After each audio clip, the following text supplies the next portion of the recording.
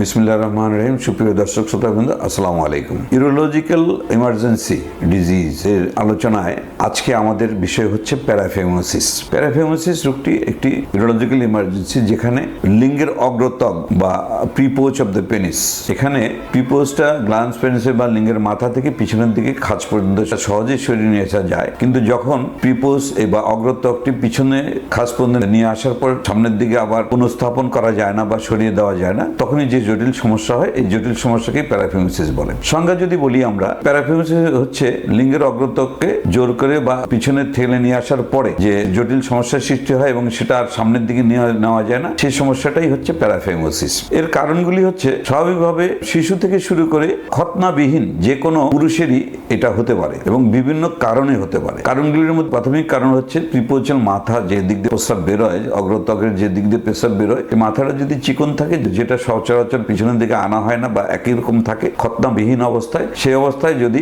জোর করে এটাকে পিছনে ঠেলে দেওয়া হয়, অথবা ব্যালানাইটিস বা লিঙ্গের মাথার কোনো প্রদাহ, পোস্টাইটিস, ব্যালানাইটিস এগুলি হলেও এটা আস্তে আস্তে খাজের পিছনের দিকে এসে আটকে যেতে পারে এবং প্যারাফিউমোসিস হতে পারে। এছাড়া অসাবধানতাবশত যখন ক্যাথেটার করা হয়, যে কোনো কারণে প্রস্রাব করানোর জন্য ক্যাথেটার পরানো হয়, তখন অসাবধানতাবশত যদি প্রিপোজটাকে বা অগ্রত্বকটাকে পিছনে ঠেলে দিয়ে এসে আবার পুনঃস্থাপন করানো বা রিপ্লেস না করা হয়, তখনও এটা আটকে যেয়ে ফুলে যেয়ে প্রদাহ হয়ে এটা ওখানে আটকে থাকতে পারে। এছাড়াও আঘাতজনিত কারণে অথবা বয়স্ক পুরুষের সঙ্গমকালীন সময়ে অসাবধানতাবশত এটা পিছনের দিকে লিঙ্গের মাথার খাজে আটকে যেয়ে জটিল সমস্যা বা জরুরি সমস্যা সৃষ্টি করতে পারে। এখন এটা কি হয়, লিঙ্গের অগ্রত্বক পিছনে ফিরে আসতে কি হতে পারে? এটা যখন প্রিপোচাল অরিফিস বা ছিদ্রটি যখন চিকন থাকে বা লিঙ্গের মাথার সাথে সামঞ্জস্যপূর্ণ না হয়, তখন এটা লিঙ্গের মাথার খাজের এখানে আটকে যায়। আটকে যাওয়ার পরে আস্তে আস্তে এটা প্রথমে ভেনাস রিটার্ন, শিরার রক্ত ফিরে যাওয়াকে বাধা প্রদান করে এবং আস্তে আস্তে সামনের দিকে গ্ল্যান্স পেনিসে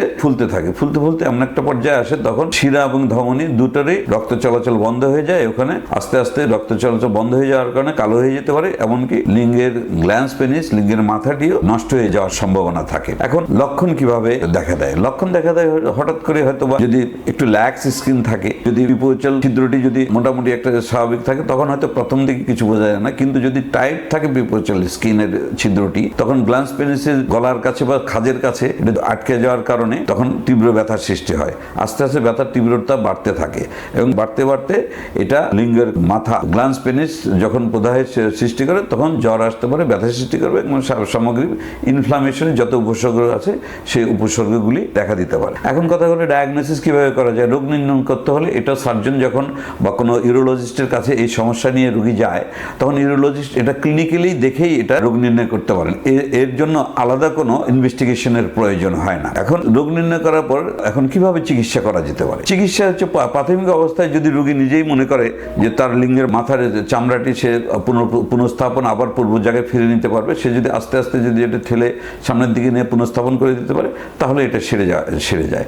আবার যদি প্রয়োজন হয় যে আটকে গেছে, রোগী পারছে না, রোগী অপ্রাপ্তবয়স্ক শিশু, সেক্ষেত্রে আমরা এটাকে ঠান্ডা কম্প্রেশন বা কোনো রকম দিয়ে হট অ্যান্ড কোল্ড কম্প্রেশন বা এটাকে কোনো পিচ্ছিল জাতীয় জিনিস দিয়ে আস্তে আস্তে আস্তে আস্তে এটাকে ম্যানুভার করে এটাকে সামনের দিকে নিয়ে যেতে পারে। সার্জন অ্যাসিস্ট্যান্সি সেখানে লাগে, কারণ সার্জন ছাড়া এটা এই ম্যানুভারটি রোগী সহজে করতে পারে না, বিধায় সার্জন অ্যাসিস্ট্যান্স লাগবে এখানে। এছাড়া চিকিৎসার ক্ষেত্রে যদি কনজারভেটিভ ট্রিটমেন্ট বা স্বাভাবিক ট্রিটমেন্টে যদি না হয়, তখন সার্জিক্যাল ইন্টারফারেন্স প্রয়োজন হয়।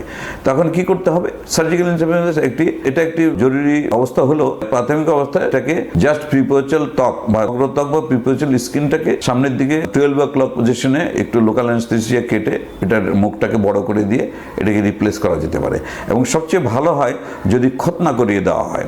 এখন খতনা করারই হচ্ছে এটা ফাইনাল একটা ট্রিটমেন্ট প্রসিডিওর, ট্রিটমেন্ট অপশন।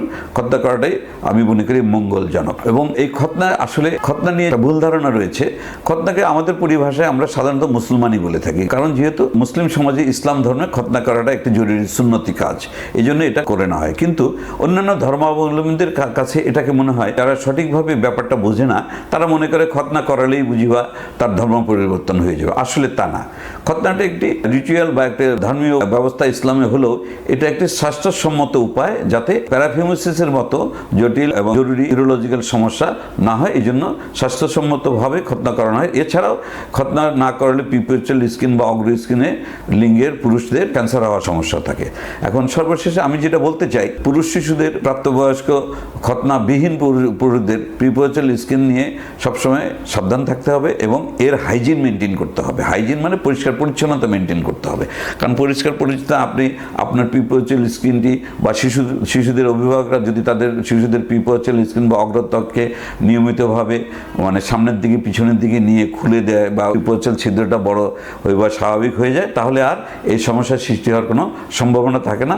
আপনি ইচ্ছা করলেই শিশুর বা আপনার নিজের খতনাবিহীন অবস্থায় যদি থাকেন, তাহলে প্যারাফিউমোসিস নামক এই রোগটি থিওলজিক্যাল সমস্যা থেকে আপনি মুক্তি পেতে পারেন। এখানে ধর্মীয় বা কোনো এমন কিছু নাই যে আপনি খতনা করালেই মুসলমান হয়ে যাবেন। এই ভুল ধারণা থেকে বেরিয়ে এসে আমরা আমাদের শিশুদের বা সন্তানদের স্বাস্থ্য এবং সেই সাথে প্রাপ্তবয়স্করা আমরা ক্যান্সারের সম্ভাবনা থেকে আমরা বাঁচতে পারি, সেই সাথে প্যারাফিউমোসিস নামে জরুরি অবস্থা সৃষ্টি হয় সেটা থেকে বাঁচতে পারি। আপনারা সবাই সুস্থ থাকুন, আপনাদের সুস্থতা কামনা করছি। আসসালামু আলাইকুম।